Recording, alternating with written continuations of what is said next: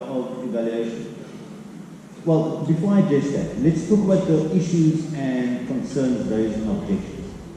What was clear in my presentation, maybe I didn't emphasize, was that part of our assessment of GreenCape's ability to manage it was we asked the question, how did you manage issues, concerns raised? They produced sufficient evidence in that they logged all concerns raised in informal sessions, formal sessions, objections raised. They also gave us a list of risk mitigating strategies to address some of the issues that was brought up through these forums.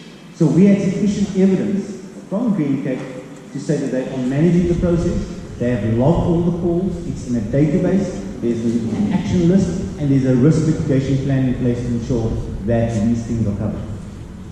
On the evaluation, on the aspect of the evaluation criteria, what we must understand is, and you're absolutely correct, sir, we do not know your interaction with the community. All we have is the evidence that you put into this process. And the evidence that we had when we looked into it was, I think, 2 copies of minutes of one organization.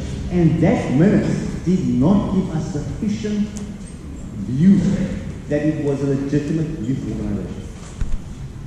Now, what you must understand is, when GreenCape vetted the nominees, they use certain criteria. But remember, it is very different to the OC criteria. That was just a component of the broader criteria that we used to evaluate and make assessments. So it was an input, but there were additional things, like the principles that we use as a baseline to test the authenticity of the arguments. Thanks very much. Let me just go back to Peter. I'm not sure, what is it that I didn't reply to with regard to the person who said I never replied to her? What did I not say? You refer to the fact that there's X amount of seats vacant. I'll put that into those seats and what's the process after today. Okay. It's not clear, Okay. maybe an option on that. So no, that's very important. I think that let's accept, and maybe this is a very good point, frame this thing, that within the next 4 weeks, or what's the day today? Let's say by the end of this month, those seats must be full. Let's accept that that is the process, so that we know it's not a forever process.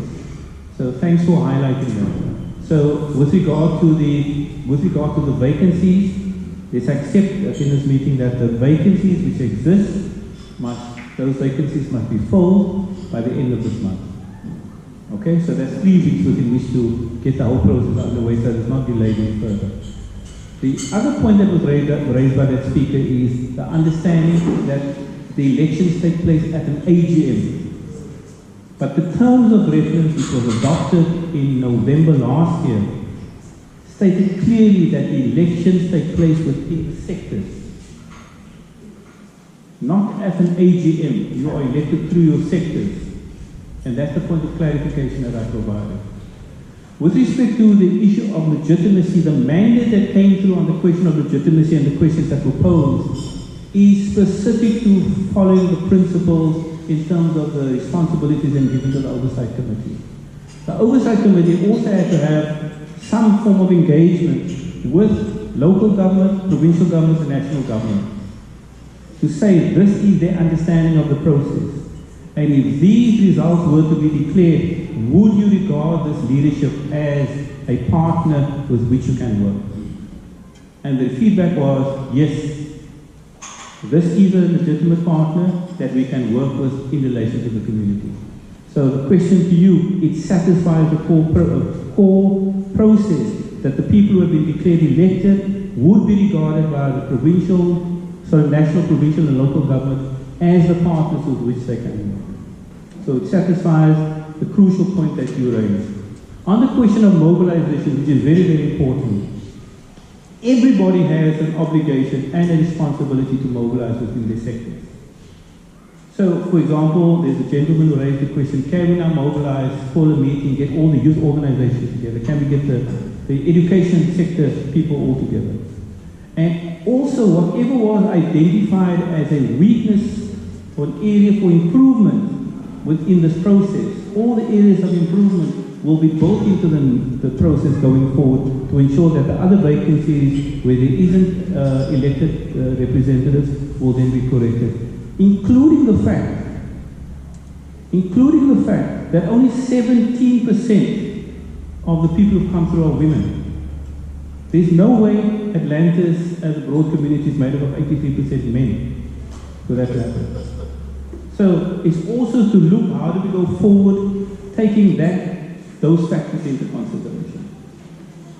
So I think we've come to the end of the feedback to all of you with regard to the questions of principles, the issues of legitimacy, the recognition by the three partners as to how they will go forward.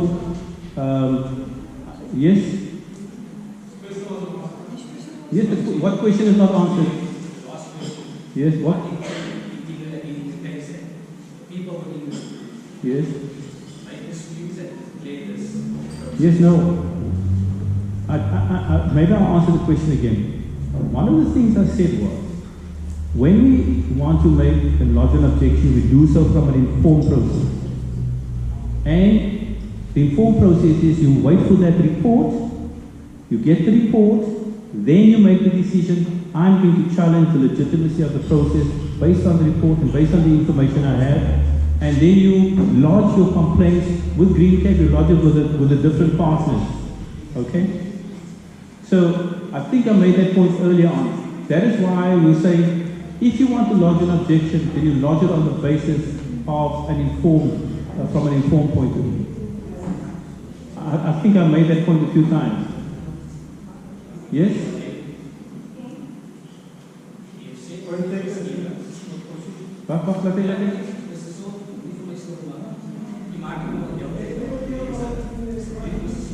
Okay. So we have to wait for this whole process according to what you have set up and planned to roll up before these things can be released. I'm not sure, what are you talking about? So sorry, hold on, wait. Okay, can you just stand up, please just tell me what are the principles? Wait, now you're going to answer me. No, please, answer me. I'm trying to understand you. I understand what you're saying. I'm trying to understand your point. I'm going to ask you a question. Wait, I'm asking you a point. Please answer. I'm trying to understand your point. If you don't mind. Tell me which principle that was mandated and adopted has not been applied by the Oversight Committee. Which principle? Which principle was not applied? Sure.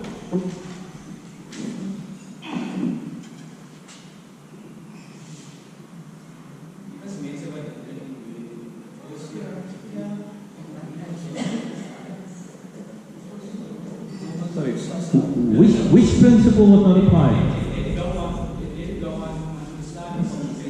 Hello?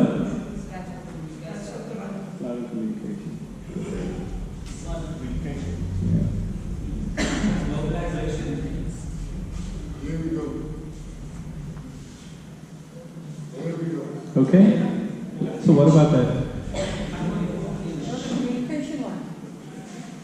Any issues and questions raised by the community are logged and responded to. Yes. Okay? Right. I'm saying, I have evidence these questions were not responded to. Okay? Questions that were raised. I think he replied to that 3 times. 3 times he replied to It that. was nice to frame these words, but it wasn't addressed. But no. Maybe you don't agree with what he said, but he responded to it 3 times. What he said was, the information, they checked whether there were complaints that were logged with GreenCape and how GreenCape responded to each of the complaints. There's actually a report of every single complaint that came through. There's actually a report. Every single complaint that came through emails, through personal visits, through letters, every single complaint has been logged. And they checked that every single complaint has been responded to. Yes, it's true, some of the people were not happy with the replies, but they were responded to. This is not about did people, were they satisfied with the answers? The question is, were those complaints responded to? So, if you want to raise an objection to the process, you do it from a point of view of a fact, and that it must be guided by a certain principle. It's why I asked you the question. Don't make a general statement. If there's something specific that you can say you have a problem with in relation to this principle that was stated has been violated, therefore the process is not valid. If you cannot do that, then there's no basis. I don't want to have a one-on-one with you. So you have simply now highlighted that, and that has been responded to 3 times already, the 4th time. Okay. Guys, we have to move to the points. Yes, sorry, you're the last person on the floor that we're going to recognize. Can I just ask 2 things? One, that, or I'll ask as suggested in a sense, that every communique from now on should go to this entire floor. The list is there, as opposed to the limited number of people that were on the current list and the previous list. That's one request. And the next is, right at the beginning, Clarence asked about, not in terms of reference about the, what's the other word? In terms of understanding all the terms, the glossary of terms. Now, we cannot interrogate the process or anything else if we don't know what those terms mean in the minds or per the Constitution or per whatever law. So we need, in order to interrogate any part of the process up until today or after this, a glossary of terms that was understood by the IC, the OC, GreenCape, DTI, whoever, because we cannot. A typical example would be stakeholders versus a group of stakeholders. There was a handful of things, you recall it, at least that's what we call my concern.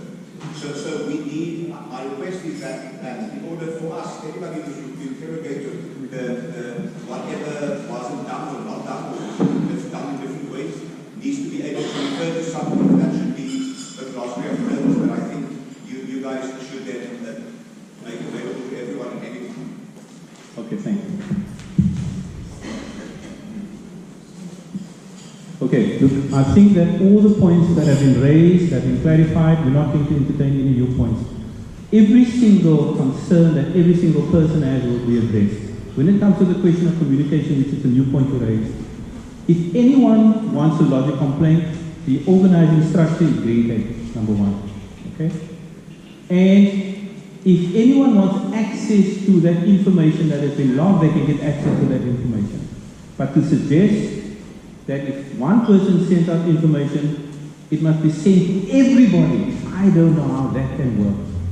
I don't know. The reason why I'm saying that, because all you're looking for is to actually create, say there's one problem which is a small problem that can be resolved through one communication. Now you're saying everybody must have an input into a single thing. If there's anyone who has a complaint, you log your complaint, you indicate what your complaint is, you engage with the person regarding that complaint. If you're not happy, you look at all the different activating mechanisms that you can use to ensure that your complaint is addressed. But to suggest that you follow that route, I'm not sure if that's a wise communication approach. But Mr. Brother, listen, we've had enough engagements on all of the issues. We've allowed people to go way beyond the normal opportunity to state their case. Everything has been presented. The oversight committees explain how they function. GreenCape explain what they've done. I'm going to now ask people in the meeting, the leaders to come forward, the ones who were declared elected, can you just come forward again? Back to brother, those leaders who were elected, can they just come forward again? In case you don't know who they are, can the leaders all come forward who were declared elected? Just come forward, please. Come, everyone. Go forward and through. Come, back brother. I raised the point of openness and transparency right at the beginning, and I approached the table. Just now, somebody asked me what control they.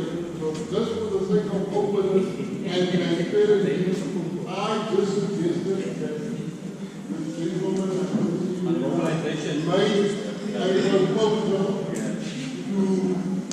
to have the youth called in. Exactly.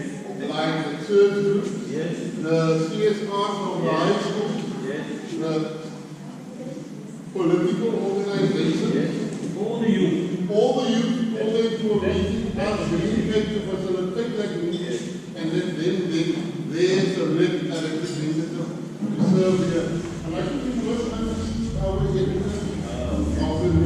where he was referring to the fact that all communications from here onwards are seen to everybody who's listed there and not a closely defined group. Thanks very much. Guys, we've reached the point of exhaustion on all the points. These are the people who have been declared elected by the Oversight Committee. Can we accept that these are the people who have been elected to represent the community in the ACZ? If so, can you put up your hands, please?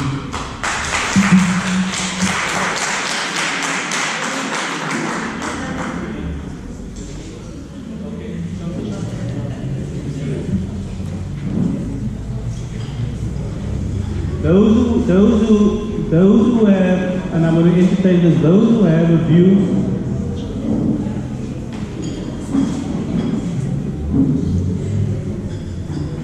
Okay. Can everyone who was here, I will accept that you all have also voted in support. The ones who were here didn't put up their hand. Can I accept that the ones in front also voted in support of that they accept to be elected? Can you just put up your hands, so just for the record? Guys, for the record, just put up your hands to accept that the election, the leadership is adopted. Please put up your hands. Okay. Thanks very much. Okay. Thank you very much. Okay, so it's clear that the majority of the people here accept the report of the Oversight Committee and also that the declaration of was elected is also adopted at this meeting. All right? I'm going to ask the provincial government representative to come forward and then to explain the role of the provincial government.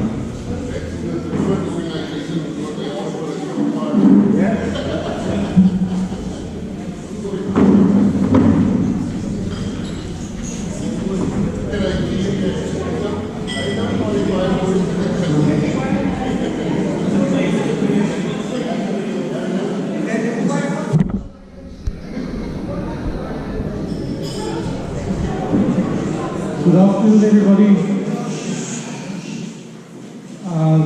Is everybody okay for us to continue for another few minutes? Can we then maybe settle down a little bit?